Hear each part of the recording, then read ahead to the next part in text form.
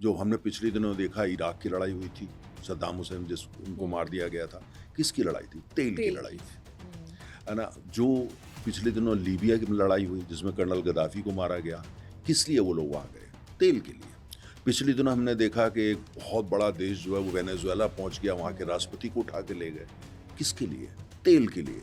82% 82% ऊर्जा जो है वो आती है तेल, गैस और कोयले से।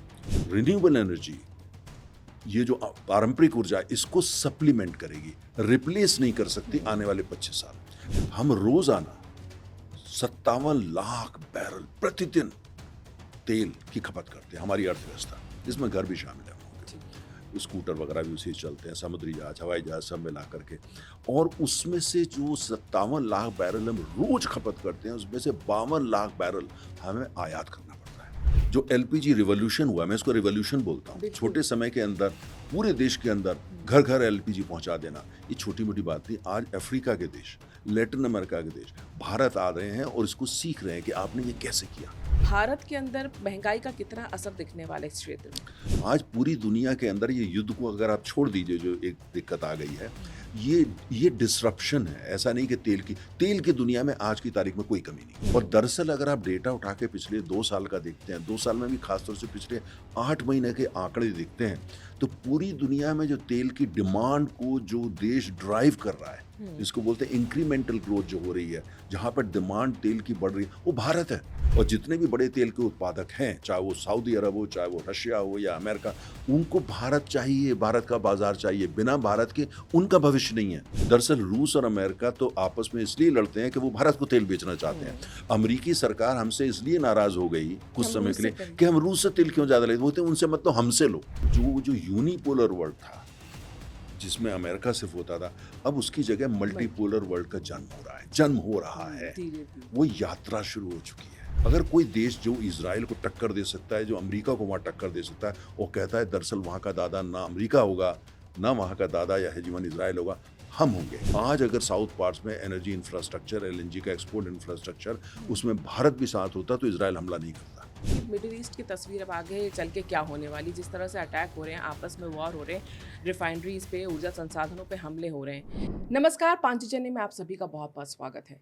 ईरान और इज़राइल अमेरिका का युद्ध जो चल रहा है, क्या वो अब ऊर्जा संसाधनों पर कब्ज़े की लड़ाई बन चुका है? क्योंकि जिस तरह से इज़राइल ने पहले ईरान के ऊर्जा संसाधनों पे हमला किया, खास तौर से साउथ पार्स गैस फील्ड पर जो हमला किया, उसकी जवाबी कार्रवाई में ईरान ने जो कतर की रिफाइनरीज़ हैं, वहाँ पर हमला किया, जिसके बाद पूरी दुनिया में ऊर्जा संकट सा छा गया है। भारत के अंदर गैस सिलेंडर के लिए लंबी-लंबी लाइनें लगी हैं, लोग पूछ रहे हैं कि क्या चल रहा है, क्यों चल रहा है, भारत सरकार क्या कर रही है? क्या इसमें भारत सरकार कर सकती है और पूरे विश्व में इसका क्या असर पड़ रहा है? इस पे बातचीत करने के लिए आज हमारे साथ बहुत ही विशेष अतिथि हैं। हमारे साथ हैं श्री नरेंद्र तनेजा जी, जो कि सीनियर एनर्जी एक्सपर्ट हैं। सिर्फ भारत ही नहीं, दुनिया भर में इनकी राय मानी जाती है, पूछी जाती है और ये हमारा खुशनसीबी है कि आज आप हमारे पास आए। बहुत-बहुत धन्यवाद सर, आपने समय निकाला बातचीत करने के लिए, क्योंकि ये ऐसा विषय है जिससे आज हम भारत के गली मोहल्लों में लोगों को परेशान होते हुए देख रहे हैं। गैस सिलेंडर के लिए लंबी-लंबी लाइनें लग रही हैं और इस बीच में ये खबरें आना कि इज़राइल ने ईरान के ऊर्जा संसाधनों पे हमला कर दिया, वहाँ से उन्होंने कतर में कर दिया, सऊदी में कर दिया। एक ये ना भय का माहौल हो जाता है कि क्या आने वाले समय में हमें सोलर एनर्जी की तरफ जाना है, क्या करें या इंडक्शन खरीद लें? ये तमाम लोगों के मन में संशय चल रहे हैं। सबसे पहले तो जो परिस्थितियाँ चल रही हैं, उन्हें आप कैसे देखते हैं? देखिए, अगर आप आज की तारीख में उठा करके देखते हैं, पहले हम अपने घर से शुरू करते हैं, अपने से शुरू करते हैं। अगर आप देखते हैं, तो हुँ, बिना ऊर्जा के ना हुँ, तो व्यक्ति चलता, ना घर चलता, ना शहर चलता या गाँव चलता, ना राष्ट्र चलता और विश्व भी नहीं चलता। तो हर चीज़ का जो में केंद्र में जो होती है, वो ऊर्जा होती है। हुँ, हम लोगों का पृथ्वी पे जो रचना हुई, कुल मिला के आप देखिए, वो इसलिए हुई क्योंकि सूरज था। और सूरज क्या है? ऊर्जा हुँ, है ना? हम लोग अपनी जो एनर्जी सेक्टर के अंदर जो हम लोग स्पेशलाइज़ करते हैं, हम कहते हैं कि दुनिया का सबसे बड़ा न्यूक्लियर रिएक्टर या आणविक भट्टी तो सूरज है। बिल्कुल। उससे बड़ा न्यूक्लियर रिएक्टर है ही नहीं, ईश्वर ने बना दिया। तो हमको लगता है कि हमने तो बनाया नहीं तो वो सस्ता है, ऐसा नहीं है। दुनिया का सबसे बड़ा न्यूक्लियर रिएक्टर आणविक भट्टी वो सूरज है। सूरज है, उससे ही हमारा अस्तित्व है। अगर सूरज ना होता तो शायद पृथ्वी तो होती लेकिन हम ना होते। तो इसलिए आज भी अगर हम उठा करके अपना जीवन रोजाना का देखते हैं तो उसके जो अब केंद्र बिंदु में जो आती है जिसको बोलते हैं वो आ जाती है ऊर्जा। और ऊर्जा में भी खास तौर से जो आप देखिए बिजली आ जाती है हमारे यहाँ, क्योंकि आजकल हमारे घर घर बिजली पहुँच गई है। और बिजली लेकिन बनाने के लिए आपको या तो कोयला चाहिए या आपको यूरेनियम चाहिए या आपको सूरज चाहिए वगैरह वगैरह। और इसी तरीके से आज जो आप देख रहे हैं, जो हमने पिछले दिनों देखा इराक की लड़ाई हुई थी, सद्दाम हुसैन जिस उनको मार दिया गया था, किसकी लड़ाई थी? तेल की लड़ाई थी, है ना। जो पिछले दिनों लीबिया की लड़ाई हुई जिसमें कर्नल गद्दाफी को मारा गया, किस लिए वो लोग वहाँ गए? तेल के लिए। पिछले दिनों हमने देखा कि एक बहुत बड़ा देश जो है वो वेनेजुएला पहुंच गया, वहाँ के राष्ट्रपति को उठा के ले गए, किसके लिए? तेल के लिए। अगर वेनेजुएला में तेल नहीं होता तो अमेरिका वहाँ झांक के नहीं देखता। सारी लड़ाई वो थी। ईरान, दुनिया के भारी तेल के भंडार ईरान में है। दुनिया के सबसे बड़े प्राकृतिक गैस आम भाषा में हम लोग बोलें तो सीएनजी हो गया, या पाइप से जो घर में गैस आती है वगैरह वगैरह, प्राकृतिक गैस से आती है। वो दुनिया के दूसरे सबसे बड़े भंडार ईरान में है। तो कहीं ना कहीं दुनिया की नज़र ईरान के ऊपर इसलिए है कि वहाँ बड़े भंडार हैं। और आज की तारीख में भी जो पूरी दुनिया की अर्थव्यवस्था है उसकी जो धुरी है वो फॉसिल फ्यूल है। फॉसिल फ्यूल का मतलब हो गया कोयला, तेल और गैस, वही है। उसी से आज भी दुनिया की जिसे प्राइमरी एनर्जी बोलते हैं, आज भी 82% 82% ऊर्जा जो है वो आती है तेल, गैस और कोयले से। बाकी अन्य साधनों से आती है जिसमें सौर ऊर्जा भी शामिल है, पवन ऊर्जा शामिल है, जल ऊर्जा शामिल है जिसको हाइड्रो पावर बोलते हैं वगैरह वगैरह। तो इसलिए पूरी दुनिया की अर्थव्यवस्था, और अब हम देख रहे हैं जो हमारे यहाँ क्या हुआ भारत के अंदर, हमारे यहाँ खास तौर से जो परिवार संपन्न नहीं थे, जो थोड़ा गरीबी की रेखा के नीचे थे, वहाँ ज़्यादातर जो कुकिंग होती थी, खाना जो बनता था, हमारी महिलाएं, हमारी माताएं बहनें बनाती थी, वो ज़्यादातर जो भी उनको मिलता था उससे वो बनाया करती थी। काऊ डंग जिसको कंडा बोलते हैं, या लकड़ी कहीं से उठा ली, या कुछ नहीं मिला तो कई जगह तो प्लास्टिक तक जलाते थे और उससे वो खाना बनाते थे। तो अगर आप देखें तो आज से 10 साल पहले तक देश की हमारी यही स्थिति थी। सिर्फ तो थोड़ा संपन्न लोग थे या शहरों में वाले लोग थे, उनको मिलती थी एलपीजी, जिसको कुकिंग गैस बोलते हैं, जो लाल सिलेंडर आपको दिखता है। अब आपने ये देखा कि जब से आज़ादी हुई और लगभग 2014 तक हमारे देश में कुल मिलाकर के 10, 12, 13 करोड़ लोग थे जिनके पास ये चीज़ सुविधा उपलब्ध थी। और आज आप जाकर के घर घर के अंदर आपको लाल सिलेंडर दिखता है। उज्ज्वला योजना जैसी उज्ज्वला योजना में खास तौर से उनको जो है टारगेट पर रखा गया जो गरीब थे, अंडर प्रिविलेज थे, गरीबी रेखा के नीचे थे और जो शायद उसके बारे में सोच भी नहीं सकते थे, उनको वो दिया गया। तो 13-14 करोड़ 10 साल पहले, आज लगभग 34.5 करोड़ एलपीजी कनेक्शंस हैं। 34.5 करोड़ जो है पूरे देश के अंदर है, घर घर इसको पहुंचाया गया। उसका फ़ायदा क्या हुआ? उसका फ़ायदा ये हुआ कि भाई जो महिलाएं खाना बनाती थी उनका स्वास्थ्य ठीक हो गया, उनके पास और चीज़ों के लिए समय मिला जो उस काम को उसका और जगह प्रयोग कर सकती थी। साथ में घर का वातावरण ठीक हुआ, जंगल जो कट रहे थे वो कम हो गए, और साथ में हमने क्या देखा कि लोगों का स्वास्थ्य काफ़ी बढ़ा। अब चूंकि ये जो गैस है जिसको सिलेंडर में डाली जाती है वो लिक्विफाइड पेट्रोलियम गैस होती है। एक तरीके से वो गैस है जिसका जो उत्पादन होता है, या तो जब जो वेट गैस होती है जहाँ पे गैस का और तेल का उत्पादन होता है, जो कुएं जिसको आम भाषा में बोलते हैं, या प्रोडक्शन फील्ड हम लोग बोलते हैं, वहाँ से उसको लेके एलपीजी बनाया जाता है। दूसरा जो कच्चा तेल, हम दुनिया भर 41 देशों से कच्चा तेल मंगाते हैं, वो तेल जब हमारी रिफाइनरीज में आता है, हमारी रिफाइनरीज बड़ी बड़ी रिफाइनरी हमारे पास है, सरकारी भी हैं, प्राइवेट भी हैं, वहाँ जब कच्चा तेल आता है तो कच्चा तेल को जो एक आम भाषा में बोलते हैं उबाला जाता है और उसको बहुत हाई टेम्परेचर पर लिया जाता है, जिसमें से पेट्रोल निकलता है, उसमें से डीजल निकलता है, उसमें से टरबाइन फ्यूल वो है जिससे हवाई जहाज चलते हैं, वो निकलती हैं, कैरोसिन जिसको आम भाषा में मिट्टी का तेल बोलते हैं वो निकलता है, और एलपीजी निकलती है। वो एलपीजी जो उस लाल सिलेंडर में डाली जाती है, जिसको जो कुकिंग गैस जिसको बोलते हैं, वो वहीं से होती है। तो दो तरह से इसका उत्पादन होता है। अब चूंकि हम तेल भी लगभग 90% हम विदेशों से मंगाते हैं जी, है ना। आज हमारा भारत जो है दुनिया में तीसरा भारत जो है जो जिसे बोलना चाहिए कि तेल की खपत जो है वो सबसे ज़्यादा जो जिन देशों में होती है वो चाइना है, अमेरिका है और भारत है। हम तीसरे नंबर पे हैं। हम रोज़ाना 57 लाख बैरल प्रतिदिन तेल की खपत करते हैं, हमारी अर्थव्यवस्था, इसमें घर भी शामिल है हम लोगों के। स्कूटर वगैरह भी उसी से चलते हैं, समुद्री जहाज, हवाई जहाज सब मिला करके। और उसमें से जो 57 लाख बैरल हम रोज खपत करते हैं, उसमें से 52 लाख बैरल हमें आयात करना पड़ता है। हम विदेशों से लेके आते हैं, 41 देशों से लेकर के वो आते हैं।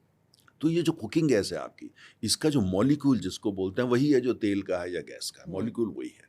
तो अब इसमें क्या है कि हमने पूरे देश के अंदर जो है, आपने देखा किस तरीके से तेजी से पिछले 10 साल के अंदर, आप 10 साल के पहले का अगर डेटा उठाकर देखते हैं, भारत में तमाम घर थे जिसमें बिजली नहीं थी, बिजली नहीं थी, पूरे पूरे गांव में बिजली नहीं थी, है ना। और बल्कि कुछ लोगों का मानना है कि लगभग 30% जगह बिजली नहीं थी। आज आपको हर जगह देश में बिजली नज़र आती है और हर रसोई के अंदर आपको सिलेंडर नज़र आता है। लेकिन इसमें ये हमारी बात ज़रूर है क्योंकि एलपीजी, क्योंकि हमारे को जो ये ईश्वर का दिया हुआ होता है, कुछ देशों ईश्वर ने कहीं सऊदी अरब बना दिया, कहीं रूस बना दिया, अब इतने तेल के भंडार दे दिए उनको समझ में नहीं आता क्या करें, उसका निर्यात करते हैं। ईरान भी उसमें शामिल है, अमेरिका भी शामिल है। तो लेकिन हमारे पास उतना नहीं है जितना आपकी ज़रूरत है, तो लिहाजा हमको आयात करना पड़ता है। तो अब इसमें क्या हुआ, जो वहाँ युद्ध शुरू हो गया तो हमारे पास पैसा है, हमारे पास ना डॉलर की कमी है, हमारे पास किसी चीज़ की कमी नहीं है। जो हम पूरे देश में हम कुकिंग गैस ले गए, 34 करोड़ लोगों को, जिसे आम भाषा में बोलते हैं 34 करोड़ कनेक्शन हो गए, और रसोइयों की शक्ल बदल गई, खाने बनाने का जो तरीका है, शैली है, वो बदल गई, है ना। तो लेकिन हम इसमें काफ़ी हद तक जो हमारी निर्भरता है वो आयात पे है, और उसमें भी बहुत ज़्यादा हमारी निर्भरता उस इलाके से है, उस क्षेत्र से है जहाँ आजकल युद्ध चल रहा है। वहाँ देश जैसे कतार हो गया, वहाँ से भारी मात्रा में मंगाते हैं, कुवैत हो गया, वहाँ से भी हम एलपीजी मंगाते हैं, ऊपर इराक हो गया, इस तरफ जो है सऊदी अरब हो गया, आबू धाबी हो गया, ओमान, वो पूरा जो इलाका जिसको हम लोग पश्चिम एशिया, या हम लोग उसको फारस की खाड़ी बोलते हैं, पर्शियन गल्फ जिसको बोलते हैं, वहाँ से, और वो हमको बेचने को तैयार हैं। हम जहाज़ों में हमारे लाने के लिए जहाज़ तैयार हैं, हम पैसा देने को तैयार हैं। लेकिन जो स्ट्रेट ऑफ हॉर्मुज़ है, जहाँ युद्ध चल रहा है, जो एक छोटा सा पैसेज है, चैनल है, वहाँ क्योंकि युद्ध चल रहा है और ईरान वहाँ से जहाज़ों को निकलने नहीं दिया, लिहाजा सिलेंडर हमारे पास है, रिफाइनरीज हमारे पास हैं, डिस्ट्रीब्यूशन नेटवर्क हमारे पास है, सब कुछ है, और नीतियाँ हैं, नीति लेकिन वो उसे आने में थोड़ा सा आजकल जब से उससे थोड़ा दिक्कत हो रही है। और मुझे ऐसा लगता है कि जो अब सरकार की कोशिश है, पूरी हमारी कंपनियां कोशिश कर रही हैं, चाहे वो निजी कंपनियां हैं, चाहे वो सरकारी कंपनियां हैं, कि जहां से भी हो सके, चूंकि वहाँ चल रहा है, तो और जगह से उसको लेकर के आएँ, और जो हमारी रिफाइनरीज में उत्पादन होता है उसको बढ़ाएं, है ना। तो हर घर, देश की हर रसोई की शक्ल बदल देना, छोटे से समय के अंदर, 8-10 साल के अंदर, हर जगह ऐसे ईंधन पहुंचा देना जिससे महिलाओं का स्वास्थ्य ठीक रहे, और साथ में यह है कि पूरे घर का माहौल अच्छा रहे, स्वास्थ्य अच्छा रहे, जंगल जो है जिन पे हमला होता था ईंधन के लिए, वो बंद हो जाए। तो कुल मिलाकर के इसमें बहुत तरक्की, बहुत प्रगति। ये कुछ समय किल्लत हमको हो रही है, लेकिन जैसे ही युद्ध समाप्त होता है या हम और जगह से उसको ले पाते हैं, जो थोड़ी बहुत किल्लत आपको दिख रही है, उसको आप नकार नहीं सकते। लेकिन मुझे लगता है कि ये कुछ समय के लिए है, और उसके बाद जो है ये ठीक हो जाएगा। और उसके साथ साथ ये भी प्रयास किया जा रहा है कि जो हमारी निर्भरता बहुत ज़्यादा जो है मिडिल ईस्ट पे थी, या जो फारस की खाड़ी पे थी, आने वाले समय के अंदर एक नई रणनीति के तहत उसको थोड़ा कम करा जाए, जिससे कि किसी भी एक इलाके से हमारी निर्भरता बहुत ज़्यादा हो। जैसे पहले हम सिर्फ 9 देशों से कच्चा तेल मंगाते थे, 9, है ना, और हमने धीरे धीरे कहा कि चाहे वहाँ तेल उपलब्ध है, लेकिन हमने अन्य जगहों से मंगाना शुरू कर दिया। आज हम 41 देशों से मंगाते हैं, अमेरिका से भी मंगाते हैं। दुनिया का सबसे बड़ा तेल का उत्पादक अमेरिका है, तो हम वहाँ से भी मंगाते हैं, रशिया से हम मंगाते हैं, हम दूर देश जो है ब्राज़ील, वहाँ से मंगाते हैं, हम गुयाना से मंगाते हैं।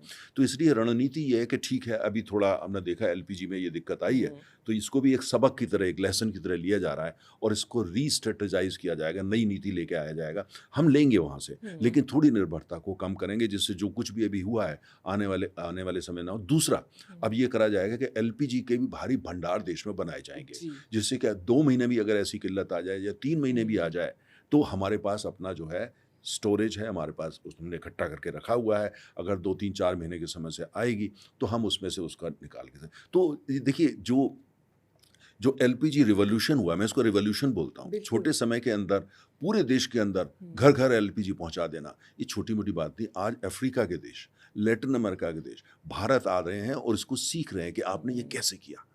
और इंटरनेशनल एनर्जी एजेंसी जो पेरिस में है, वो भारत का उन्होंने जो है भारत को आके अध्ययन किया है, और ठीक जैसे भारत में घर घर एलपीजी ले जाई गई है, वो अफ्रीका में ठीक उसकी नकल कर रहे हैं, उसी को लेकर के जा रहे हैं। चुनौती आज है एलपीजी की, इसको नकारना बिल्कुल नहीं। मेरा सिर्फ ये कहना है कि ये थोड़े समय के लिए है। और दूसरा ये है कि एलपीजी को आप ध्यान से खर्च करिए, थोड़ा इसका जो लोग ब्लैक मार्केटिंग करते हैं उन पर नज़र रखिए, और साथ साथ ये है कि अगर जितनी आपको आवश्यकता है उतना ही लीजिए, क्योंकि कंपनियां पूरी कोशिश कर रही हैं, सरकार कोशिश कर रही है, तमाम राज्य सरकारें भी कोशिश कर रही हैं, और हम पूरी दुनिया में जा रहे हैं। तो ये थोड़े समय की दिक्कत है, इसमें सिर्फ उसको थोड़ा जो है किफ़ायत से इसका प्रयोग करिए। बिल्कुल, क्योंकि हम आयात पर निर्भर हैं कि नेचुरल रिसोर्स है भारत के अंदर है नहीं, इसलिए हमें इतनी निर्भरता बाहर से रहती है। लेकिन एक और प्रश्न जो भारत के परिप्रेक्ष्य में मैं आपसे पूछूंगी, फिर हम वर्ल्ड की बात करेंगे। अब जैसे आज ही की खबर मैं पढ़ रही थी कि डीजल के दाम बढ़ गए हैं। आने वाले समय में जो माहौल बन रहा है, कहा जा रहा है पेट्रोल, डीजल, एलपीजी, इन सब के दाम बढ़ेंगे। ये महंगाई तय दिखाई दे रही है, और आपको क्या लगता है कि अगर ये वॉर, क्योंकि जैसे रशिया यूक्रेन वॉर हुआ था जिसके बारे में कयास लगाए जाए थे कुछ ही दिनों में निपट जाएगा, रशिया इतना बड़ा देश है, 5 साल होने को आ रहे हैं, वो अभी तक चला जा रहा है। ऐसी परिस्थितियां, हालांकि इस विषय में कोई कुछ नहीं कह सकता, बनती हैं, तो भारत के अंदर महंगाई का कितना असर दिखने वाला है इस क्षेत्र में? बहुत अच्छा आपने देखिए प्रश्न किया। पहली बात जो है, आप पूरा तस्वीर को देखिए। जी। दुनिया में 80% वो देश हैं जो तेल आयात करते हैं, जिनको बोला जाता है कि वो एनर्जी डेफिसिट है। हम्म। सिर्फ 20% देश ऐसे हैं जो कि या तो ऊर्जा का निर्यात करते हैं, या ऊर्जा के मामले में वो ठीक ठाक है। कुछ उसमें से स्वतंत्र भी हैं जिनको कहीं से मंगाने की ज़रूरत नहीं होती। तो इसलिए, लेकिन और पूरी दुनिया के अंदर आप जितनी तेल की खपत है और जितनी तेल की आपूर्ति है या सप्लाई है, दरअसल आज जो बड़ी बड़ी तेल की कंपनियां हैं, चाहे वो सरकारी हो या अमरीकी हो, या बड़ी बड़ी कंपनियां, एक्सॉन मोबिल अमेरिका की, दुनिया की सबसे बड़ी तेल की कंपनी सऊदी अरामको, आज उनका चिंता का विषय ये है कि डिमांड कम है। जितना तेल का वो उत्पादन करते हैं उतनी मांग नहीं है। आज पूरी दुनिया के अंदर ये युद्ध को अगर आप छोड़ दीजिए, जो एक दिक्कत आ गई है, ये डिसरप्शन है। ऐसा नहीं कि तेल की दुनिया में आज की तारीख में कोई कमी नहीं है। जितनी तेल की ज़रूरत है दुनिया में पर्याप्त तेल उपलब्ध है। कमी जो आ गई है, जो युद्ध चल रहा है उससे वो जहाज निकल नहीं पा रहे, तेल के टैंकर का आवागमन रुक गया है। चूंकि दुनिया का 20% तेल का आवागमन उस इलाके से होता है, मतलब कुल मिलाकर के जो फारस की खाड़ी है वहाँ से 20 लाख बैरल तेल प्रतिदिन, माफ़ कीजिएगा, 20 मिलियन जो बैरल तेल है प्रतिदिन वहाँ से उसका आवागमन होता है, वो घट करके 17 तो बाहर हो गया और सिर्फ 3 मिलियन रह गया है जी। 1 मिलियन में 10 लाख होते हैं, आपके दर्शकों के लिए हम बताएं। तो आवागमन में दिक्कत है, इसलिए तेल की कोई कमी नहीं है। और दरअसल अगर आप डेटा उठा के पिछले 2 साल का देखते हैं, 2 साल में भी खासतौर से पिछले 8 महीने के आंकड़े देखते हैं, तो पूरी दुनिया में जो तेल की डिमांड को जो देश ड्राइव कर रहा है, जिसको बोलते हैं इंक्रीमेंटल ग्रोथ जो हो रही है, जहाँ पर डिमांड तेल की बढ़ रही है, वो भारत है। वो भारत है। तो हमारे यहाँ आप ये देखिए कि आज की तारीख में मैंने आपको जैसे बताया कि 57 लाख बैरल तेल की खपत हमारे देश में है। अगर हमारी अर्थव्यवस्था और बढ़ती है और हम और आगे प्रगति करते हैं, और आने वाले समय के अंदर जो है हम लगभग 6.5 मिलियन बैरल, 65 लाख बैरल हमारे यहाँ तेल की खपत होने वाली। तो तेल की कोई दिक्कत नहीं है। ये जो खबरें आपने जिनकी चर्चा करी कि आने वाले समय में डीजल महंगा हो जाएगा या हो रहा है, जैसी खबरें आप, ये सिर्फ इसलिए क्योंकि सप्लाई डिसरप्शन है, इसलिए नहीं कि तेल की कोई कमी है। दुनिया में पर्याप्त तेल उपलब्ध है और हम 41 देशों से मंगाते हैं, और आज हर देश हमको तेल बेचना चाहता है, क्योंकि तेल का हम दुनिया का तीसरा सबसे बड़ा बाजार है, और हम समय पे भुगतान करते हैं, समय पे पैसा देते हैं। और जितने भी बड़े तेल के उत्पादक हैं, चाहे वो सऊदी अरब हो, चाहे वो रशिया हो या अमेरिका, उनको भारत चाहिए, भारत का बाजार चाहिए। बिना भारत के उनका भविष्य नहीं है। उनको तेल आप उत्पादन करते हैं, भारत जैसा बाजार आपको कहाँ मिलेगा। भारत में तेल की जो डिमांड है वो 4% पर साल पर ईयर के हिसाब से बढ़ रही है। तो तेल की कोई दिक्कत नहीं है। ये जो कीमत डीजल बढ़ी है, या हो सकता है आने वाले समय में आम उपभोक्ता के लिए भी बढ़ जाए, ये सिर्फ इसलिए कि डिसरप्शन हुआ है, सप्लाई जो पहुंच नहीं पा रही है, क्योंकि वहां से टैंकर निकल नहीं पा रहे। तो ये अगर होता भी है तो ये कुछ समय के लिए होगा। बाकी मेरा ये मानना है कि जितनी तेल की आवश्यकता भारत की अर्थव्यवस्था को है या दुनिया की अर्थव्यवस्था को है, और दुनिया में सबसे बड़े तेल के उपभोक्ता अमेरिका, चीन और भारत हैं, तो इसलिए तेल की कोई कमी नहीं है। तो मुझे नहीं लगता कि इसको लेकर हमें परेशान है, बल्कि आने वाले समय के अंदर जो ये होगा कि तेल जो दाम आज चल रहा है, जी। आज दाम $100 से ऊपर जा चुका है, और जो इंडियन बास्केट है वो तो और भी ऊपर जा चुका है। लेकिन जैसे ही युद्ध खत्म होता है, उसके लगभग 2 महीने के अंदर आप देखेंगे तेल की कीमतें जो वो नीचे जाना शुरू हो जाएंगी। अगर आप खाली अर्थशास्त्र के, जो आपके दर्शक अर्थशास्त्र के अध्ययन करते हैं, वो इस बात को समझेंगे कि जो अगर डिमांड एंड सप्लाई से आप चलते हैं, तेल डिमांड एंड सप्लाई के हिसाब से तेल की कीमत $60 पर बैरल से ऊपर होनी ही नहीं चाहिए, नहीं होनी चाहिए, क्योंकि पर्याप्त तेल उपलब्ध है, तेल की कोई कमी नहीं है। लेकिन फिर भी ज़्यादा है, वो इसलिए क्योंकि सप्लाई डिस्ट्रप्शन है। तेल तो है, लेकिन जिसको, जो ग्राहक है, जो कंज्यूमर है, वहाँ पहुँच नहीं पा रहा है, क्योंकि भारी मात्रा में डिस्ट्रप्शन हो रहा है। तो हमारे लिए ये एक, जिसे बोल रहे हैं, शॉर्ट टर्म चिंता का विषय है। शॉर्ट टर्म कीमत ऊपर जा सकती है, पेट्रोल डीजल की भी जा सकती है, टरबाइन फ्यूल की तो जा चुकी है, लेकिन ये शॉर्ट टर्म होगा। ये सस्टेन कर पाएगा, मुझे ऐसा नज़र नहीं आता है, क्योंकि अंतर्राष्ट्रीय बाजार में ना तो तेल की कोई कमी है, और जो दुनिया के बड़े बड़े तेल के उत्पादक हैं, रूस हो, सऊदी अरब हो और अमेरिका हो। दरअसल रूस और अमेरिका तो आपस में इसलिए लड़ते हैं कि वो भारत को तेल बेचना चाहते हैं। अमेरिकी सरकार हमसे इसलिए नाराज़ हो गई कुछ समय के लिए कि हम रूस से तेल क्यों ज़्यादा लेते, बोलते हैं उनसे मतलब हमसे लो। क्यों? कि अगर आप तेल के उत्पादक हैं और तेल के निर्यातक हैं और भारत आपसे तेल ना ले, तो फिर तो आपकी कंपनियां बंद हो जाएंगी। तो आपकी अर्थव्यवस्था, जो तेल के उत्पादक और निर्यातक है, उनको भारत चाहिए। तो भारत से कोई संबंध खराब नहीं करना चाहता। आज की परिस्थिति में भी हर देश भारत के साथ रहना चाहता है। उनको पता है ये संकट का समय है और भारत में दिक्कत हो रही है, इससे अर्थव्यवस्था में दिक्कत हो रही है। वो कोशिश कर रहे हैं कि भारत को जहां से भी वो तेल उपलब्ध कराएं, चूंकि उनका भविष्य इस बात में है कि भारत से संबंध अच्छे रहें और भारत में तेल की जो डिमांड है, जो मांग है, वो लगातार बढ़ती रहे। बड़ा बाजार है भारत। एक और मैं आपसे समझना चाहूँगी कि जब ये संकट शुरू हुआ था, तो सबसे पहले सरकार की तरफ से भी ये कहा गया था, और जो अर्थशास्त्री थे, एनर्जी एक्सपर्ट्स आपकी तरह और भी लोग जो थे, वो ये कहते थे कि भारत के पास तेल का पर्याप्त स्टोरेज है। लेकिन सबसे बड़ी समस्या गैस की हुई। तो ये एलपीजी के लिए समस्या होना, और तेल की उतनी एकदम इनिशियल स्टेज पे नहीं हुई थी जिस तरह से गैस के लिए लाइन लगी, हमने पेट्रोल पंपों पे नहीं देखी थी। इसकी क्या वजह है? देखिए क्या है कि जो पहली बात तो ये थी कि तेल के भंडार हमारे पास अपने हैं। हमने ज़मीन के नीचे भंडार तेल के बना रखे हैं, जहाँ हम स्टोर करते हैं, और उनमें हमारे पास 25 दिन का तेल है जो ज़मीन के नीचे रखा गया है। अभी उसको ज़्यादा नहीं छुआ गया, अभी रखा हुआ है हमारे पास। इसके अलावा 25% हमारे पास, लगभग ज़रूरत का 25 दिन का तेल हमारे पास जो है, वो हमारे पास जो टैंक फार्म्स मिलते हैं, जैसे आप गाड़ी से, कार से जाते होंगे, आप देखते होंगे एक साथ बहुत सारे बड़े बड़े टैंक्स दिखते हैं आपको, इंडियन ऑयल के, भारत पे, वो टैंक फार्म्स कहते हैं। तो वहाँ और रिफाइनरीज में भी हैं। तो 25 दिन का हमारे पास उनको, तो मोटा मोटा अगर आप मान के चलते हैं तो हमारे पास 50 दिन का तेल उपलब्ध है। अब पूरा तो बॉटम अप नहीं करेंगे, तो हमारे पास 40 दिन का तो तेल है। इसके अलावा जो समुद्री जहाज भारत तेल लेकर के आ रहे हैं, उनके पास भी लगभग 20 दिन का तेल हमारे पास उनका है। और दूसरा मैंने ये कहा कि जितने भी तेल के निर्यातक हैं, वो जो है एक दूसरे से कम्पीट कर रहे हैं कि भारत को तेल दो, क्योंकि वो अच्छे संबंध हमसे रखना चाहते हैं, क्योंकि भविष्य हम है, बिल्कुल उनकी सिक्योरिटी हम है, जिसको ऊर्जा सुरक्षा बोलते हैं या अंग्रेजी में एनर्जी सिक्योरिटी बोलते हैं। हमारे लिए एनर्जी सिक्योरिटी क्या है कि जो हमारी जो तेल की जो सप्लाई है, आपूर्ति है, वो लगातार बनी रहे। हमारे लिए ऊर्जा सुरक्षा या एनर्जी सिक्योरिटी मीन्स सप्लाई। लेकिन जो तेल के उत्पादक हैं, सऊदी अरब, कुवैत, इराक, रशिया, इनके लिए एनर्जी सिक्योरिटी क्या है, सुरक्षा क्या है कि डिमांड बनी रहे। They want to secure their demand, और उसके लिए वो भारत से अच्छे संबंध रखना चाहते हैं। जैसे मैंने कहा, आज अमेरिका कभी कभी हमसे इस बात को नाराज होता है कि आप रूस से तेल लेते हो, हमसे क्यों नहीं लेते, आप वहाँ कम करो, हमसे ज़्यादा लो। तो ये अच्छी बात है, ये अच्छे संकेत है। मेरा ये मानना है कि आज हम उस मुकाम पे हैं, आज भारत की जो डिमांड है वर्ल्ड में ऑयल की, वो हम ड्राइव कर रहे हैं। जो आपका प्रश्न था वो ये कि ऑयल जो है उसका हमारे पास स्टोरेज भी ज़्यादा है। दूसरी बात ये कि ऑयल की सप्लाई हम और जगह से भी लेके आ सकते हैं। जो एलपीजी होती है, उसके लिए क्या है कि उसका एक खास तरह से उत्पादन होता है। उसके लिए खास किस्म के टैंकर चाहिए होते हैं, जिनको एलपीजी टैंकर बोलते हैं। वो ये नहीं कि किसी भी उसमें आ जाएगा।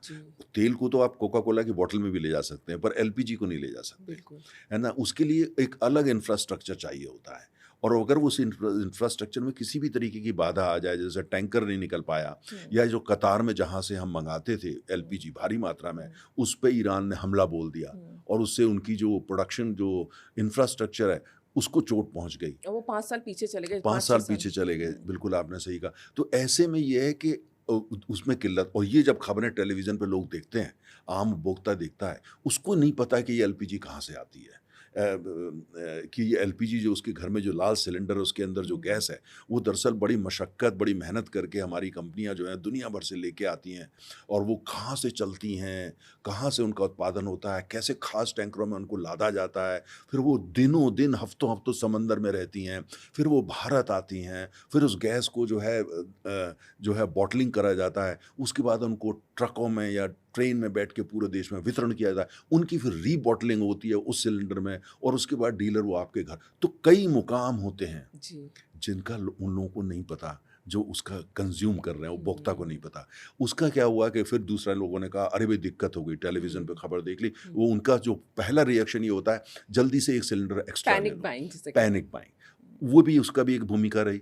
तो उसमें भी ये है कि जो हमारे देश के अंदर, जैसे मैंने कहा कि एलपीजी का उत्पादन 2 जगह होता है, जहाँ तेल गैस का उत्पादन ऑयल फील्ड में होता है वहाँ होता है, दूसरा रिफाइनरीज में होता है। तो सरकार ने अब ये कह दिया रिफाइनरीज को कि और चीज़ों के उत्पादन को आप कम करो और इसको प्रायोरिटाइज करो, प्राथमिकता दो। तो उससे थोड़ा सा मार्केट, थोड़ा सेंटीमेंट्स ठीक हुए हैं। लेकिन एलपीजी वो चीज़ है जिसमें कि सरकार ने चूंकि 34-35 करोड़ लोगों को उसके कनेक्शन दिए हैं, एक बड़ी अच्छी योजना के तहत और अच्छी नीयत के साथ, है ना।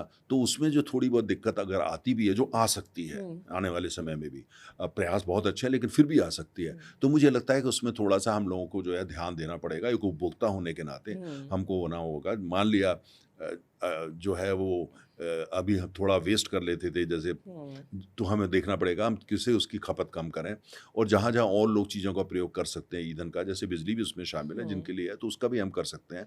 लेकिन दूसरा ये है कि ये इस सब का ताल्लुक युद्ध से है, और ये युद्ध हमारा तो हमेशा पहले चलता रहेगा। हमारा भी नहीं है। हमारा भी नहीं है, हमने तो करा नहीं। हाँ। अच्छा, और अब तो हम दरअसल एलपीजी बड़े महंगे दाम पे लेके आ रहे हैं, कच्चा तेल बड़े महंगे दाम पे लेकर के आ रहे हैं, लेकिन ये युद्ध हमने तो शुरू किया नहीं, हमारा तो इसमें कोई वो नहीं था। हमारी तो कोशिश ये है जल्दी इसको जो है, हमारे देश में जो जितने भी लोग हैं लगे हुए हैं कि भाई बंद करो, सबको बोल रहे हैं बंद करो, और मुझे लगता भी है कि ज़्यादा लंबा युद्ध नहीं चलेगा, तो इसलिए जो है, लेकिन ये सब हमको एक सबक तो दे गया। बिल्कुल। हमको ये सबक दे गया है कि देखिए, जो हमारी ऊर्जा है, सबसे बड़ी भूमिका उसमें फॉसिल फ्यूल की है, जिसमें कोयला है, तेल है और गैस है। अब एकदम जो है इसका कोई विकल्प नहीं है। कुछ लोगों को मैं देखता हूँ टेलीविज़न चैनल पे आके बोलते हैं, वो ये बोलते हैं रिन्यूएबल एनर्जी को लेके आ जाओ, कुछ हाइड्रोजन को लेके बोलते हैं। अच्छी बात है और उस पर काम होना चाहिए, हो रहा है। वैकल्पिक ऊर्जा में हम बहुत तेजी से काम कर रहे हैं। अगर आप उठा करके देखते हैं तो आज सौर ऊर्जा में तो हमारी भूमिका, भारत बहुत आगे है, हम विकसित देशों से आगे हैं सौर ऊर्जा के उत्पादन में। सरकार प्रमोट करती है सोलर एनर्जी। लेकिन ये ध्यान हमको रखना पड़ेगा कि जो वैकल्पिक ऊर्जा, जो सोलर एनर्जी, विंड एनर्जी वगैरह, ये जो हमारी जो ऊर्जा की ज़रूरत है, खासतौर से कोयला, तेल, गैस की, जो इसको सप्लीमेंट करेंगे, इनको रिप्लेस अभी नहीं कर पाएंगे कम से कम 25 साल। उसके कारण ये है कि हमारे 140 करोड़ हमारे देश में लोग हैं, और हमारी ऊर्जा की, हमारी अर्थव्यवस्था बहुत तेज़ी से बढ़ रही है। अगर आप मोटा 7% ग्रोथ कर रहे हैं, जीडीपी ग्रोथ है आपकी, आप और बिना ऊर्जा के तो ग्रोथ होती नहीं।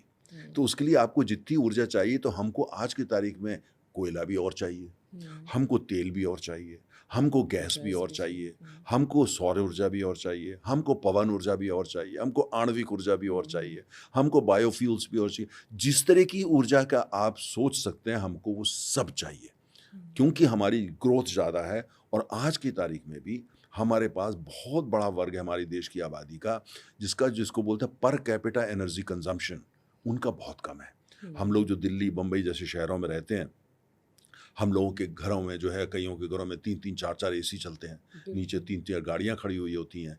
अच्छी बात है, ये प्रगति की निशानी है, और मैं चाहता हूँ हर भारतवासी को ये सुविधा उपलब्ध हो। लेकिन दूसरी हकीकत ये है कि हमारे देश में अभी बहुत बड़ा तबका है, वर्ग है, जिसके घर में एक एसी भी नहीं है। बहुत बड़ा तबका है कई राज्यों के अंदर, जिसमें बिहार भी शामिल है, जहां अभी तो रेफ्रिजरेटर भी नहीं है। तो हमको इसलिए जो ये साथ में हमको ध्यान में रखना है कि हम ये जो बात करते हैं कि खाली हाइड्रोजन ले आओ या खाली सौर ऊर्जा ले आओ या तेल को ख़त्म कर दो, ये तो प्रदूषण रिप्लेस होता कर है, दो। या इसको डीमोनाइज जिसको बोलते हैं लोग कर दो, कोयले को डीमोनाइज कर दो। अभी हम वहाँ पहुँचे नहीं हैं। इसमें कोई दो राय नहीं है कि फॉसिल फ्यूल यानी तेल हो, गैस हो, कोयला, इससे प्रदूषण होता है, कोई दो राय नहीं है ना। और इसको हमने बड़ी रिस्पॉन्सिबली यूज़ करना चाहिए, जिससे कंटामिनेशन जो है, प्रदूषण कम से कम हो। जी। लेकिन आप ये कह के सबको बंद कर दो और वैकल्पिक ऊर्जा, उससे तो फिर हमारी हमारी ग्रोथ रुक अर्थव्यवस्था, जाएगी। हमारी ग्रोथ रुक जाएगी, हम बहुत पीछे चले जाएंगे। और हमारे लिए जो है हमारी अर्थव्यवस्था, देखिए एक चीज़ मैं आपको बताऊं, जी जी। बहुत महत्वपूर्ण है समझना इस बात को। हम अमेरिका नहीं है, हम जापान भी नहीं है, हम यूरोप भी नहीं है, हम चीन भी नहीं है। हमारी ज़रूरतें अलग हैं। हमारे सामने आज सबसे बड़ी चुनौती या सबसे बड़ी मांग ये है कि हमारी अर्थव्यवस्था तेजी से बढ़े, जिससे हम पूरे देश के अंदर गरीबी को ख़त्म कर दें। हमको देश के अंदर से गरीबी को उठा करके हिंद महासागर में फेंकना है, और वो एक ही तरीका है उसका कि आपकी अर्थव्यवस्था मजबूत हो, अर्थव्यवस्था का विस्तार हो और अर्थव्यवस्था का लाभ हर एक को मिले। अगर हमने अपने देश को एक बार फिर सोने की चिड़िया बनाना है, एक सोने की चिड़िया का क्या मतलब है? सोने का चिड़िया मतलब ये है कि खुशहाल, अर्थव्यवस्था संपन्न, हर व्यक्ति संपन्न, क्वालिटी ऑफ गवर्नेंस अव्वल, न्याय बिल्कुल हर एक को न्याय मिल रहा है। एक तरीके से राम राज्य, जिसको राम राज्य का क्या मतलब है? राम राज्य का मतलब ये हुआ जहाँ पे जो गवर्नेंस है वो बिल्कुल परफेक्ट है, न्याय परफेक्ट है और आर्थिक संपन्नता हर घर घर में है। यही तो राम राज्य है। अच्छा, वो अगर आपने लाना है तो उसके लिए आपको और साथ में सुरक्षा चाहिए।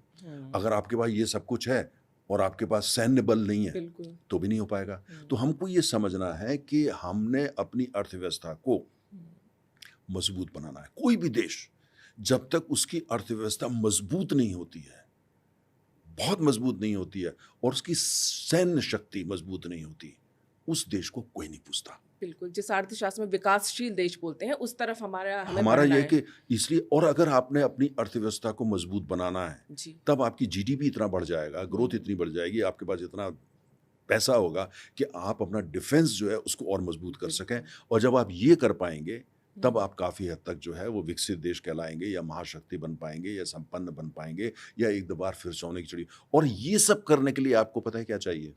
ऊर्जा चाहिए। जब तक आप ऊर्जा की आज़ादी नहीं लाएंगे, ऊर्जा स्वतंत्रता नहीं लाएंगे, या अंग्रेजी में बोलते हैं एनर्जी इंडिपेंडेंस नहीं लाएंगे, जब तक आपको इकोनॉमिक इंडिपेंडेंस नहीं मिलेगी। और जब तक इकोनॉमिक इंडिपेंडेंस आप नहीं लेकर के आएंगे, जब तक आप जो है वो इकोनॉमिक पावर बड़ी नहीं बन सकते।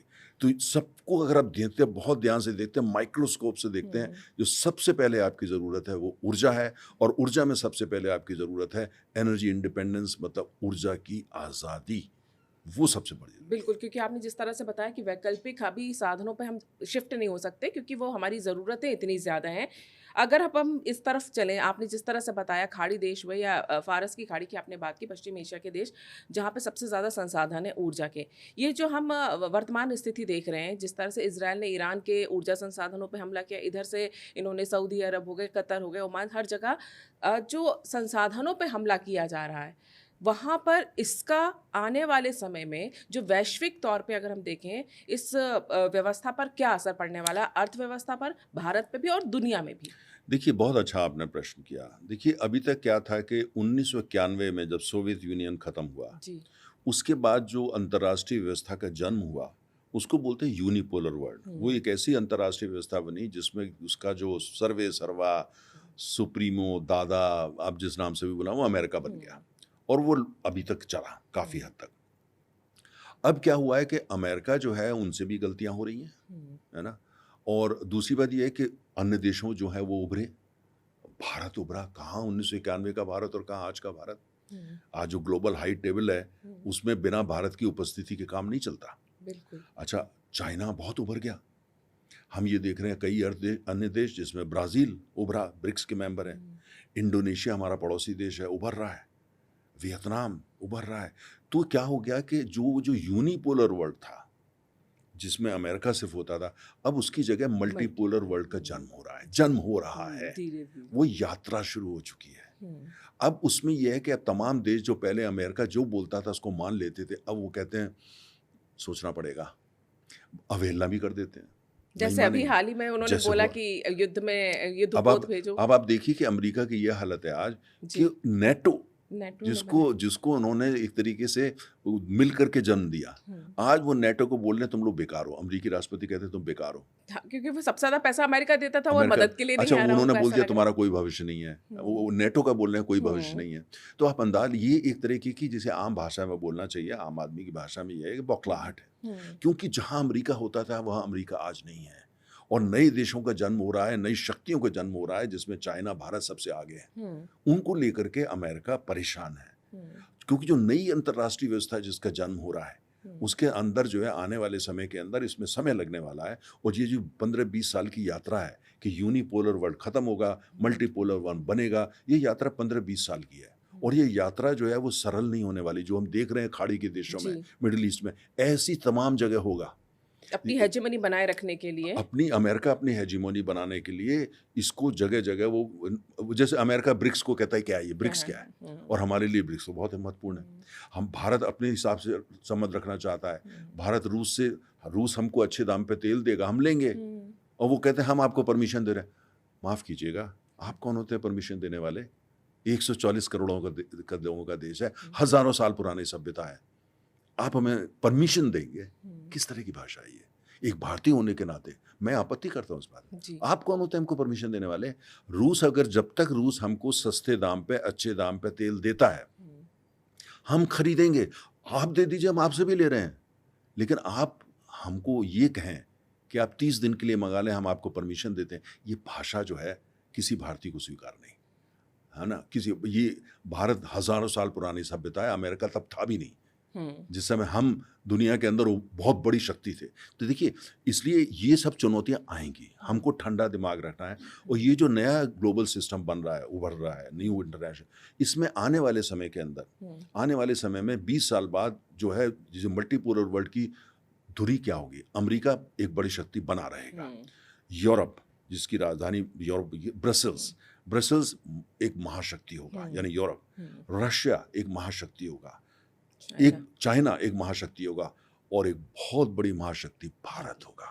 ये नई दुनिया बनेगी, इसमें 20 साल लगेगा, लेकिन जो 20 साल की यात्रा है, इसमें जो है आपको बहुत उठक-पटक, हिंसा जैसी मिडिल ईस्ट में जो हो रहा है, ये दिखेगा, और खून खराबा भी होगा, डिसऑर्डर भी होगा, अव्यवस्था भी होगी, और तेल, एनर्जी में खास तौर से डिसरप्शन होगा, क्योंकि आने वाले 20 साल पूरी दुनिया की अर्थव्यवस्था के लिए अभी तेल का विकल्प नहीं है, अभी प्राकृतिक गैस का विकल्प नहीं है, कई देशों के लिए अभी कोयले का भी बहुत बड़ा विकल्प नहीं। मैं ये नहीं कह रहा कि हमको जो है रिन्यूएबल एनर्जी जो है हमको उसको प्राथमिकता देनी है, सबसे ज़्यादा प्राथमिकता उसको देनी है, लेकिन हमें साथ में हमें प्रैग्मेटिक भी बनना है और यथार्थ को स्वीकारना है। रिन्यूएबल एनर्जी, ये जो पारंपरिक ऊर्जा है, इसको सप्लीमेंट करेगी, रिप्लेस नहीं कर सकती आने वाले 25 साल। 25 साल के बाद स्थिति अलग होगी, हमारी निर्भरता तेल, कम गैस, होगी। कोयले पे कम होगी, और जो आणविक ऊर्जा है, पवन ऊर्जा है, सौर ऊर्जा उस पर बढ़ेगी। ये ट्रांजिशन एक यात्रा है, ये स्विच ओवर नहीं हो सकता है कि ओवरनाइट हो जाएगा, ये हमको समझना है। लेकिन जितनी भी ये सब बातें करी, इस सब के जो बिंदु, केंद्र बिंदु में ऊर्जा है, और ये जो आप देख रहे हैं मिडिल ईस्ट में जो कुछ हो रहा है, इसके केंद्र बिंदु में भी ऊर्जा है। जो वेनेजुएला में है उसमें भी ऊर्जा है, जो यूक्रेन में हो रहा है उसको ध्यान से देखिए, उसमें भी ऊर्जा है, और अमेरिका वहाँ जाता है जहाँ ऊर्जा उपलब्ध होती है। ये जो सिनेरियो बना है, मैं अंत में आपसे ये पूछूंगी कि मिडिल ईस्ट की तस्वीर अब आगे चल के क्या होने वाली, जिस तरह से अटैक हो रहे हैं, आपस में वॉर हो रहे हैं, रिफाइनरीज पे, ऊर्जा संसाधनों पे हमले हो रहे हैं, एक अमीर देशों का पूरा एक ग्रुप है, वो हम ओपेक की भी बात करें जिस तरह से, ईरान ने जो इस तरह की तबाही मचाई है कि हम तो मरेंगे, तुम्हें भी मार देंगे, क्या वाकई में लंबे समय तक इसका असर है, या ये सिर्फ युद्ध समाप्त होने के बाद जो नुकसान हुआ है उसकी भरपाई जल्दी हो जाएगी, या उसमें अब इन देशों को भी थोड़ा समय लगेगा, और एक सबक क्या उनके लिए? देखिए, बहुत बढ़िया आपने प्रश्न किया। अगर आप मिडिल ईस्ट को देखते हैं, जी। हम लोग भारत में ही देखते हैं, हमारे बड़े अच्छे संबंध हैं, हमारे लगभग जो है 1 करोड़ भारतीय वहाँ काम बिल्कुल। करते हैं, और भारी मात्रा में वो वहाँ से पैसा भी भेजते हैं। हमारा बहुत बड़ा व्यापार, निर्यात जो है इन देशों को होता है। आप कुवैत जाइए, इराक जाइए, वहाँ लोग कहते हैं भाई युद्ध लंबा ना चले, क्यों? बासमती कहाँ से आएगा? बासमती चावल। तो हम इतना महत्व है, इतना हमारी अर्थव्यवस्था एक दूसरे पे जो है इंटरडिपेंडेंस हमारी बनी हुई है। अब दुबई, यूएई का मतलब पैसा, बहरीन पैसा, कतार का मतलब पैसा, कुवैत का मतलब हमारी नज़रों में यही था। और ये सारे देश अमेरिका पे निर्भर करते थे अपनी सुरक्षा के लिए, क्योंकि ये छोटे देश हैं और इनके पास माला माल है, क्योंकि बहुत ज़्यादा तेल है या गैस है।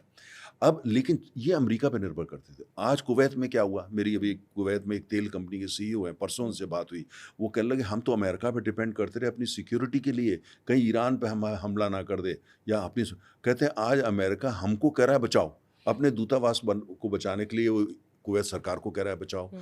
तो वो कहते हैं ये हमने तो ये सोचते थे ये हमारी सुरक्षा करेंगे, यहाँ तो उल्टा हो गया है।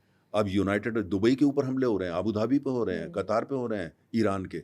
और जबकि ईरान की उनसे कोई दुश्मनी नहीं है और ईरान कहता भी है हमारी इनसे कोई दुश्मनी नहीं है। ईरान ये समझता है ये अमेरिका के साथ हैं, इसलिए उनको टारगेट किया जा रहा है। तो लेकिन ये हमको समझना होगा कि अब इस युद्ध के बाद जिसको यहाँ बोलते हैं कि यहाँ का जो सिक्योरिटी आर्किटेक्चर है वो बदलेगा। ये सारे देशों को सोचना पड़ेगा। अब अमेरिका एक सीमा से आगे हमारी सुरक्षा नहीं कर सकता, क्रेडिबिलिटी गई है अमेरिका गई। की। तो क्या करा जाए? एनर्जी सिक्योरिटी उनके हिसाब से कि जो, क्योंकि इनका तो अस्तित्व ही तेल से है, इनका तो अस्तित्व ही गैस से है।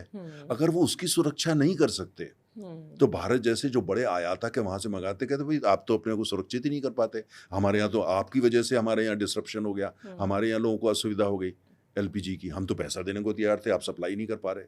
तो इसलिए जो पूरा एनर्जी का जो वो है आर्किटेक्चर है वो बदलेगा। तो आने वाले समय के अंदर जैसे ही युद्ध खत्म होता है वहाँ पे सिक्योरिटी आर्किटेक्चर बदलेगा, वहाँ पे एनर्जी का आर्किटेक्चर बदलेगा। मुझे ऐसा लगता है जब ये नया आर्किटेक्चर बदलेगा और ये जो छोटे छोटे देश हैं लेकिन बहुत संपन्न देश हैं, ये इनका जो भारत के प्रति रवैया बदलेगा। और वो मुझे लगता है ये भारत की तरफ अब ज़्यादा उम्मीद से देखेंगे, खाली तेल या गैस बेचने के लिए नहीं, कहीं ना कहीं सुरक्षा के लिए भी, क्योंकि भारत से इनके अच्छे संबंध हैं और हज़ारों साल पुराने हैं। और भारत एक ऐसा देश नहीं जिसने आज तक किसी देश पे हमला नहीं किया। हमारी प्रवृत्ति में नहीं, हमारी सोच में पॉलिसी नहीं है। हमारा ये रहता है कि भाई ठीक है, संबंध अच्छे रखो, मधुर संबंध रखो। आज भी हम ईरान से हमारे संबंध अच्छे हैं, है ना। हालांकि ऐसा नहीं है कि ईरान हमारे लिए कई जगह परेशानियां पैदा करता रहा है। हमने वहाँ पे, मैं आपको उदाहरण दूँ आपके दर्शकों के लिए, वहाँ पे एक फरजाद बी करके भारी गैस का भंडार है जिसकी खोज हमने करी, हमारी कंपनी ओएनजीसी विदेश ने करी। उन्होंने वो हमको देने से मना कर दिया और चीन को दे दी।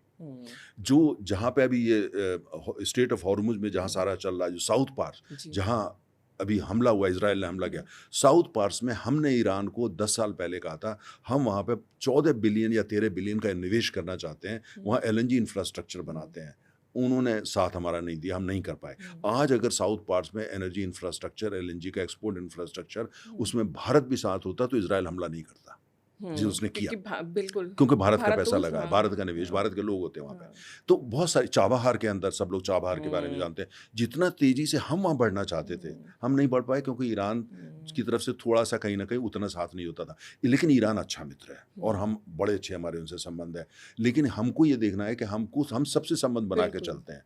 तो इसलिए वहाँ ये सब बदलेगा। तो मुझे ऐसा लगता है कि जो युद्ध हुआ है, जो युद्ध के काले बादल आए हैं, उससे हमारे को जो परेशानी हो रही है, चाहे वो एलपीजी का सिलेंडर हो या चाहे वो डीजल की कीमत हो, मुझे ऐसा लगता है इस सब ये जो अंधेरा है, जो परेशानियां हैं, मुझे लगता है कि इसके बाद जो है जो नया सवेरा होगा, जो एक नया मिडिल ईस्ट का जन्म होगा, एक नई फारस के खाड़ियों का जन्म होगा, नए दुबई का जन्म होगा, नई बहरीन का जन्म होगा, नए कतार का जन्म होगा। ये हमारे लिए ठीक रहेगा, अनुकूल होगा। कुल मिलाकर के लॉन्ग टर्म में हमको अभी परेशानी हो रही है, लेकिन मुझे लगता है आने वाले समय में हमारे इनसे संबंध सुधरेंगे, इनकी हमारे से संबंध है, इनको हमारी अहमियत का और ज़्यादा पता लगेगा। और ये जब अपना भविष्य सिक्योर करना चाहेंगे, चाहे वो आर्थिक हो, चाहे वो ऊर्जा का हो, चाहे अन्य सैन्य हो, उसमें कहीं ना कहीं वो भारत का जो भागीदारी है वो ज़्यादा चाहेंगे। कुल मिलाकर के भारत की भूमिका वहाँ बढ़ेगी और भारतीय अर्थव्यवस्था के लिए भी अच्छा होगा, हमारे जो भारतीय वाले हैं उनके लिए भी अच्छा होगा। और एक बात मैं और कहूँ, जो एलपीजी का कंज्यूमर है, जिसको लग रहा है गैस महंगी हो रही है या तेल का महंगी हो रही है, लॉन्ग टर्म उसके लिए अच्छी खबर ही आएगी। बिल्कुल। अंत में बस इतना, क्योंकि अभी ये क्यूरियोसिटी मुझे हो गई इतनी बातचीत करने के बाद, अंत में मैं यही पूछूंगी, ईरान ने अपना संदेश उन देशों पे हमला करके दे दिया जहाँ जहाँ यूएस के बेसिस थे। उसने तो बता दिया कि तुम्हारी सुरक्षा ये नहीं कर पाएंगे। इस पूरे युद्ध से इजराइल जो चाहता था क्या वो उसे मिल रहा है, और अमेरिका जो चाहता था क्या उसे मिल रहा है? बहुत अच्छा, देखिए आपने प्रश्न किया। देखिए इजराइल क्या चाहता है, रिजिम चेंज, और जिसके पीछे नहीं, इजराइल क्या चाहता है और इजराइल के पीछे अमेरिका क्यों खड़ा होता है? ये पूरा जो मध्य पूर्व जिसको बोलते हैं हम लोग, पश्चिम एशिया उसको बोलते हैं, आम भाषा में खाड़ी के देश बोलते हैं, ये इनके पास भंडार है, ज़बरदस्त तेल के भंडार हैं, ज़बरदस्त गैस के भंडार हैं। और जैसे मैंने कहा, अभी तेल और गैस का ऑल्टरनेटिव 20 साल नहीं है, विकल्प नहीं है। वैकल्पिक ऊर्जा बढ़ेगी, लेकिन अभी ये कहीं नहीं जाने वाली, ये धुरी रहेगी पूरी दुनिया के अंदर। अमेरिका ये चाहता है कि उस पूरे इलाके का जो हेजीमॉन हो, जिसको अंग्रेजी में बोलते हैं या आम भाषा में बोले दादा, है ना, वो इजराइल हो। छोटा देश है इजराइल, लेकिन बड़ी अर्थव्यवस्था है, और पूरे इलाके में इजराइल एकमात्र देश है जिसके पास आणविक हथियार है। किसी अन्य देश के पास वहाँ आणविक हथियार नहीं है। ना टर्की के पास है, टर्की में जो आणविक हथियार रखे वो नेटो के हैं, टर्की के नहीं है। ना सऊदी अरब पे है, ना ईरान पे है। तो अमेरिका और इजराइल की ये कोशिश है कोई भी अन्य देश वहाँ आणविक हथियार ना बना पाए, आणविक हथियार ना बना पाए। सारा मसला वो है, क्यों कि इसकी ज़रूरत है। यहाँ इतने भारी संपदा है तेल और गैस की, जिसको पूरी दुनिया, जो तेल को कंट्रोल करेगा वो दुनिया में दादागिरी करेगा। अमेरिका जानता है, इसलिए तेल को वो अपनी जेब में रखना चाहता है या अपनी बॉटल में रखना चाहता है। तो दूसरा उनका ये है कि जो ईरान है, उन सारे देशों में ईरान एकमात्र देश है जिसकी 9 करोड़ आबादी है, बहुत बड़ा क्षेत्रफल है, विज्ञान के मसले में काफ़ी आगे हैं, बहुत पुरानी सभ्यता है, बहुत ही प्राउड कंट्री है। अगर कोई देश जो इजराइल को टक्कर दे सकता है, जो अमेरिका को वहाँ टक्कर दे सकता है, वो कहता है दरअसल वहाँ का दादा ना अमेरिका होगा, ना वहाँ का दादा या हेजीमन इजराइल होगा, हम होंगे। ईरान का इतिहास है। ईरान के इतिहास में आप जाइए, वहाँ पे जाकर के साइरस द ग्रेट, इतिहास को पढ़िए। साइरस द ग्रेट जो ईरान के पुराने ज़माने में बादशाह होते थे, उस समय ईरान अमेरिका से भी बड़ी सुपर पावर था। पूरा मध्य एशिया, पूरा वेस्ट एशिया ईरान का दबदबा था, इतना बड़ा पावर है। तो कहीं ना कहीं वो फिर वापस वैसी ग्लोरी चाहते हैं। तो और अमेरिका का कहना हम आपको नहीं बनने देंगे, इजराइल का कहना हम बिल्कुल नहीं बनने देंगे। वो सत्ता परिवर्तन का मतलब है वहाँ ऐसी सरकार आए जो जी हजूरी करे। और इजराइल अभी, ईरान उसके लिए तैयार नहीं, और अमेरिका में इतनी ताकत अभी नहीं है कि वो उसमें सत्ता परिवर्तन कर पाए। तो ये, लेकिन कुल मिला के लड़ाई तेल और गैस के लिए, संपदा के लिए, और कुल ये लड़ाई कि इजराइल की मदद करो कि वो उस पूरे इलाके का दादा हो जाए, और बाकी देश जो हैं इजराइल के और अमेरिका के काफ़ी हद तक उनकी बात माने। जैसे उस पूरे क्षेत्र में अमेरिका दूर बैठ करके अपना जो साम्राज्य है या दादागिरी है उसको चलाता रहे। देखिए, धुरी में तेल है, और कहीं ना कहीं जो अमेरिका का ये, अमेरिका एक थकती हुई सुपर पावर है, लेकिन जहाँ जहाँ उसका बस चलता, आज भी वो बड़ी ताकत है, आज भी बहुत बड़ी इकोनॉमी है।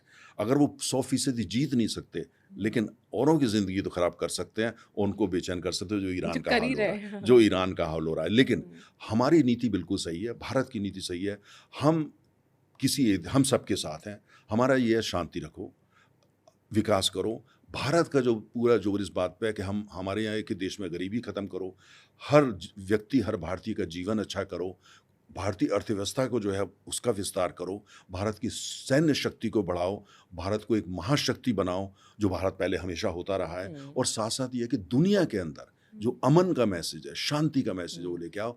ये इसलिए हथियार बनाना कि दूसरे को तंग करो, इसलिए हथियार बनाना कि दूसरे में जाकर हमला कर दो या किसी का राष्ट्रपति उठा कर ले आओ, ये भारत की ना सोच है, ना भी ये भारत की चिंतन है। भारत महाशक्ति इसलिए बनना चाहता है जिससे हम अपने सुरक्षा कर सकें, हमारे राष्ट्रीय हिस्सों की सुरक्षा कर सकें, और विश्व के अंदर जो एक स्टेबिलिटी हम ला सकें। और उसके लिए जो सबसे ज़्यादा आज जो भारत को ज़रूरत है वो ऊर्जा की है, इसीलिए हमारा फोकस ऊर्जा पे बहुत ज़्यादा है। और इसीलिए भारत लगातार शांति बनाए रखने की अपील भी कर रहा है, और बाकी जो देश हैं जो अमेरिका और इजराइल के पूरे हमलों पर नज़र रखे हैं, वो शांति से सिर्फ वेट एंड वॉच की स्थिति में बने हुए हैं। सर, आपने इतने आसानी से पूरे मामले को समझाया, उसके लिए आपका बहुत बहुत धन्यवाद। धन्यवाद, अच्छा लगा, thank you very much. Thank you so much sir. अगर आपको वीडियो पसंद आया तो इसे लाइक करें, शेयर करें और चैनल को सब्सक्राइब ज़रूर करें। नमस्कार।